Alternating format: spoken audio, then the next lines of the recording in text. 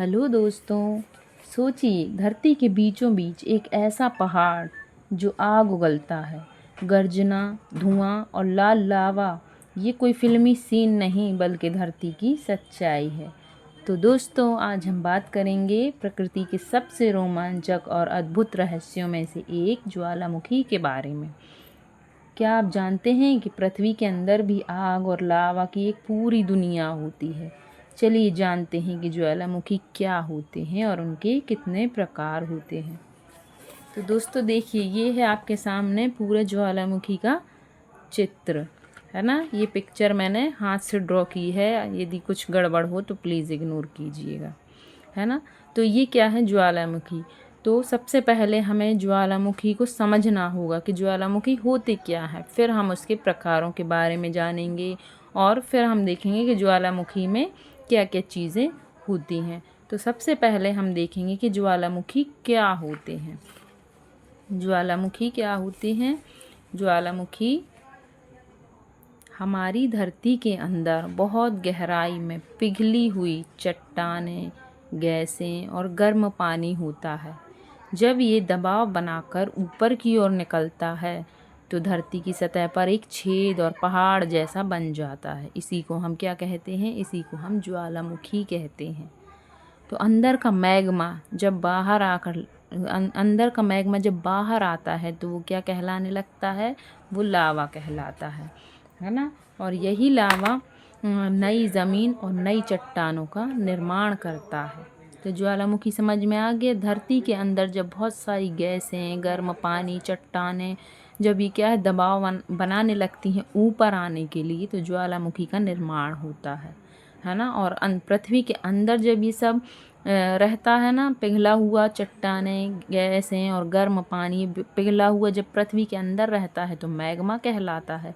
और जब यही मैग्मा बाहर आ जाता है तो उसे हम लावा कहते हैं। अब देखिए ज्वालामुखी में क्या क्या होता है। ये देखिए आप, पहले ज्वालामुखी के में ये बहुत सारी क्या हो रही हैं, ऐश, क्लाउड, स्टीम और गैसें बाहर आ रही हैं, यानी राख, है ना। और क्या गैस और भाप वगैरह, है ना, ये सब क्या है बाहर आ रही हैं। तो अब ये देखते हैं कहाँ से बाहर आती हैं। ये एक रास्ता बना हुआ होता है ना, रास्ता बना हुआ होता है निकलने का। क्योंकि हर एक चीज़ को निकलने के लिए एक रास्ता तो चाहिए। तो ये जो रास्ता होता है इसे वेंट कहा जाता है। क्या कहा जाता है? वेंट। वेंट यानी निकास या रास्ता, है ना। ये वेंट होता है जहाँ से ये सारी चीज़ें बाहर आती हैं। और उसमें ये जो बह रहा है ये क्या होता है? लावा है। ये लावा फ्लो है। ये जो येलो येलो कलर का ये बह रहा है ये लावा है ना। इसे हम लावा कहेंगे। और ये क्रेटर, क्रेटर मीन्स ज्वालामुखी पहाड़ का मुख, यानी कि जहाँ से ये बाहर आएंगे। ये क्या है? ये निकास है। वेंट क्या है? निकास है। और ये क्या है? जहाँ से ये क्या हो जाता है, छेद बन जाता है जहाँ पर, तो उस छेद को क्या कहेंगे हम? क्रेटर कहेंगे। क्रेटर यानी ज्वालामुखी पहाड़ का मुख, जहाँ से ये बाहर आएंगे, है ना। तो वो छेद जो है उसे हम क्रेटर कहते हैं। अब ये जो रास्ता जैसा दिख रहा है आपको, इसे वेंट कहते हैं। वेंट यानी रास्ता। लेकिन ये एक गलेनुमा आकृति बनती है यहाँ पर, है ना। गलेनुमा जो आकृति है इसे हम क्या कहेंगे? थ्रोट। थ्रोट कहलाता है। लावा फ्लो मैंने बता ही दिया। लावा जब यहाँ से बह रहा है उसे लावा फ्लो कहा जाएगा। अब उसके बाद में से कंडुइट, एक और इसका पार्ट आ गया कंडुइट। कंडुइट को कहेंगे हम नाली या नलिका, है ना, या पाइप, है ना, जो जिसके थ्रू ये बाहर हो रहा है। एक शेप है बन गया है पाइप जैसा, उसे नाली या नलिका कहेंगे। अब उसके बाद आता है ये डाइक। डाइक लिखा हुआ है ना। डाइक क्या होता है? एक प्रकार की आग्नेय चट्टानें होती हैं, यानी इग्नियस रॉक, है ना, जो अन्य चट्टानी परतों को क्या कर रही हैं? काट रही हैं। ये भी क्या है? ये जो बनी हुई हैं ये जो लावा पिघलकर जब जम जाता है तो ये जमा हुआ लावा आग्नेय चट्टानों का, इग्नियस रॉक का निर्माण करता है ना। तो जब ये जम जाता है, लेकिन ये जो मैग्मा है, मैग्मा जिस रास्ते से बाहर जा रहा है, मैग्मा चैम्बर यानी ये पृथ्वी के अंदर जब ये सब कुछ पिघला हुआ रूप में होता है उसे मैग्मा कहते हैं। तो यहाँ पर क्या है? ये सब चीज़ें जैसे राख हो गई, चट्टानें हो गई, गैस हो गए, है ना, टुकड़े हो गए चट्टानों की, सब यहाँ पर क्या है, बाहर आने के लिए यहाँ पर सब इकट्ठे हो गए हैं, है ना। तो ये इसको कहेंगे हम मैग्मा चैम्बर। अब यहाँ से इसकी शुरुआत होती है ना, शुरुआत होती है और ये क्या होता है, एक पहाड़ जैसा बनता जाता है और अंत में जाके एक विस्फोट हो जाता है और ज्वालामुखी फूट जाता है ना। तो ये जो क्या होता है, इससे क्या होते हैं, ये इन चट्टानों को, जो चट्टानें होती हैं इग्नियस रॉक, इनको, इनकी परतों को भी क्या कर देता है, काट देता है। उसे हम डाइक कहते हैं, है ना। उनकी परतों को भी ये काट रहा है, इसे डाइक कहेंगे। और ये सब जो यहाँ पर आपकी ग्रे ब्लैक कलर की दिखाई दे रही है, ये लेयर ऑफ ऐश या सोल्डिफाइड लावा, है ना। सोल्डिफाइड लावा मीन्स ठोस लावा, जो क्या होता है, बाद में ठंडा होकर के जम जाता है। ये लावा जो है वो जम गया है ठंडा होकर। और यहाँ पर देखिए हम, ये क्या दिया हुआ है, थ्रोट मैंने बता दिया, वेंट बता दिया। अब आ गए पैरासिटिक कोन पर। पैरासिटिक कोन यानी परजीवी शंकु, हिंदी में से हम कहेंगे परजीवी शंकु। मैं हिंदी में भी आपको बताती जा रही हूँ, है ना, जिससे कि हिंदी मीडियम, वैसे तो ये हिंदी मीडियम के लिए है, लेकिन इंग्लिश मीडियम वाले भी इन वर्ड को थोड़ा समझ सकते। पैरासिटिक कोन, परजीवी शंकु क्या होता है, ये मेन वेंट तो ये है, यानी कि रास्ता तो ये जा रहा है ज्वालामुखी का, वेंट का। लेकिन क्या है, इसके अलावा भी जब चट्टानों में दरार पड़ जाती, जब ये मैग्मा जो है, गर्म मैग्मा जब ऊपर की ओर बढ़ता है तो ये चट्टानों में दरार पड़ जाती है। और चट्टानों में जब दरार पड़ती है तो यहाँ से तो लावा निकलता ही है बाहर, मैग्मा, साथ में उन दरारों में से भी क्या होता है, बाहर होने लगता है। उन दरारों में से भी जब वो बाहर आने लगता है तो उसे क्या कहेंगे हम, पैरासिटिक कोन, यानी कि एक ऐसा कोन जैसी आकृति बन जाती है, उसे हम पैरासिटिक कोन कहेंगे। और इसी को हम सेकेंडरी वेंट भी कहेंगे। Secondary went means main went, जो मेन वेंट यानी मुख्य रास्ता तो क्या है, ये ऊपर की ओर है ना, ऊपर की ओर से निकल रही हैं हर चीज़ें। लेकिन क्या है, थोड़ा थोड़ा हर चीज़ जो है, मीन्स जो ऊपर से निकलती है उसकी कुछ मात्रा क्या है, इस रास्ते से भी बाहर होने लगती है। तो इसे क्या कहेंगे, सेकेंडरी वेंट कहेंगे। जब मुख्य मार्ग के अलावा दूसरे रास्ते से भी या मार्ग से भी मैग्मा बाहर होने लगता है कुछ मात्रा में, तो उसे हम सेकेंडरी वेंट भी कहते हैं। तो मैंने आपको बता दी, ये मैग्मा चेम्बर है, ये पृथ्वी के अंदर है। और यहाँ से क्या होता है, ज्वालामुखी यहाँ से वो अपना रास्ता बनाते हुए यहाँ से बाहर हो जाता है। तो ये क्या हो गए, ज्वालामुखी के कुछ ये तत्व हो गए जिन्हें हमें जानना ज़रूरी था कि ज्वालामुखी में आखिर क्या क्या होता है। तो ये आपको समझ में आ गए होंगे। अब हम पढ़ते हैं ज्वालामुखी के प्रकार। ज्वालामुखी के मुख्य प्रकार कौन कौन से होते हैं, है ना। तो ज्वालामुखी का पहला प्रकार है सक्रिय ज्वालामुखी यानी एक्टिव वोल्केनो। तो ये वे ज्वालामुखी होते हैं जो समय समय पर फटते रहते हैं, जिनसे लगातार धुआं, गैस और लावा निकलता रहता है। तो ये एक्टिव वोल्केनो है ना, जो समय समय पर क्या होता है, फटते रहते हैं, जो एक्टिव रहते हैं, जिनमें हमेशा कुछ ना कुछ एक्टिवनेस बनी होती है और निकलता रहता है, कुछ ना कुछ धुआं, गैस, लावा, ये सब निकलता रहता है। इसकी विशेषता क्या है, इनकी गतिविधि विज्ञानियों के द्वारा लगातार मॉनिटर की जाती है। आप इसके नोट्स भी बना सकते हैं मेरे साथ साथ स्क्रीनशॉट लेकर। तो उदाहरण इसका क्या है, मोनोलोआ हवाई अमेरिका, माउंट एटना सिसिली या इटली, और माउंट स्ट्राम्बोली इटली। ये तीन है, एक अमेरिका में और 2 इटली में। ये तीनों क्या है, जो एक्टिव वोल्केनो सक्रिय ज्वालामुखी है। अब उसके बाद में दूसरा प्रकार हम देखेंगे निष्क्रिय ज्वालामुखी, यानी कि मृत ज्वालामुखी, एक्सटिंक्ट वोल्केनो, है ना। एक्सटिंक्ट वोल्केनो, निष्क्रिय या मृत ज्वालामुखी, ये वे ज्वालामुखी होते हैं जो पूरी तरह से शांत हो चुके होते हैं, निष्क्रिय। आप वीडियो को बिना स्किप किए हुए पूरा देखिए, क्योंकि लास्ट तक मैं आपको इससे रिलेटेड बहुत सारी जानकारी मिलने वाली है कि आपको कोई भी दूसरा वीडियो देखने की आवश्यकता नहीं पड़ेगी।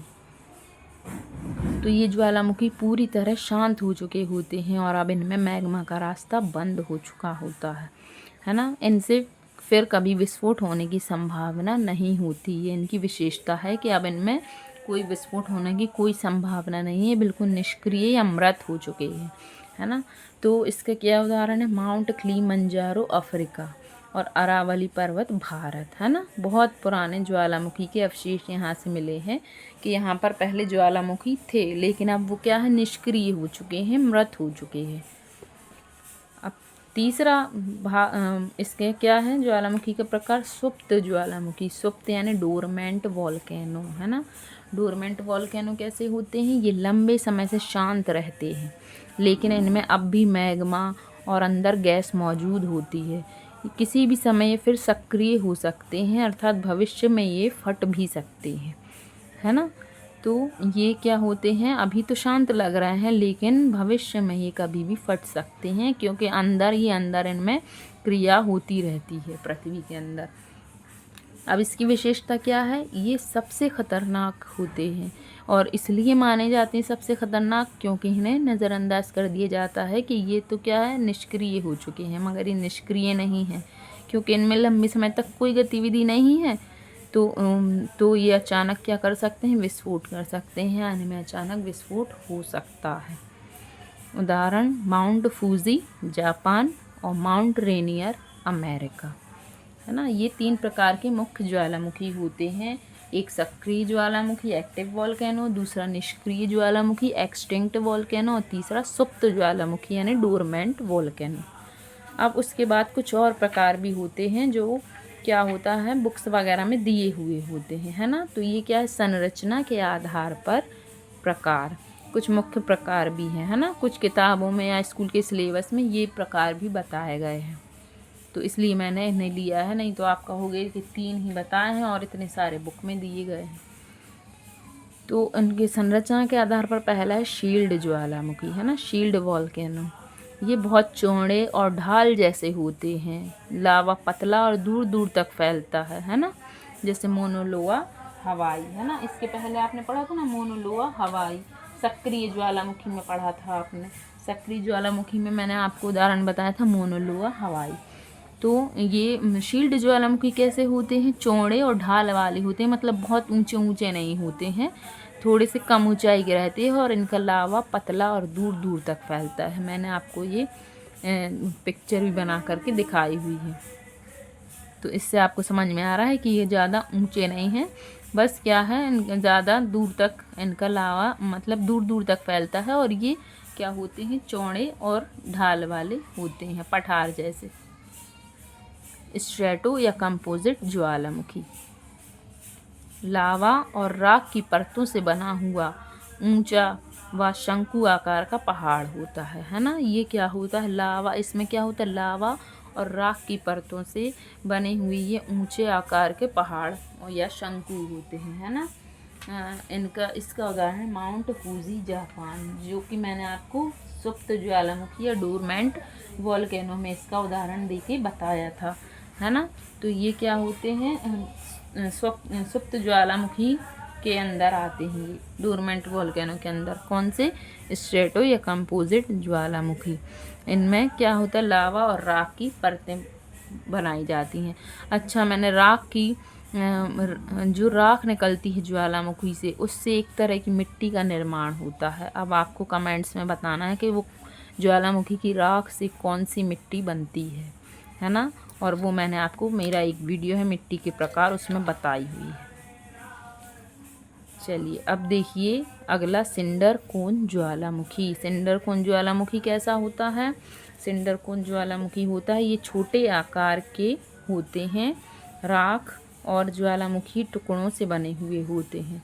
ये कैसे होते हैं, छोटे आकार के ज्वालामुखी होते हैं और राख और ज्वालामुखी टुकड़ों से बने हुए होते हैं। इसका उदाहरण है पेरिकुटिन मैक्सिको। ये देखिए इसकी भी ऊंचाई क्या होती है, कम होती है, छोटे छोटे ज्वालामुखी होते हैं ये, जो समय समय पर क्या होते हैं, एक्टिव होते रहते हैं। चलिए अब नेक्स्ट है कैल्डेरा। कैल्डेरा, ये भी आपने बुक्स वगैरह में देखा होगा, कैल्डेरा वॉल्केनो। ये बहुत बड़े विस्फोट के बाद ज्वालामुखी धंसकर गोलाकार गड्ढा बना देता है इसे कैल्डेरा कहते हैं, है ना।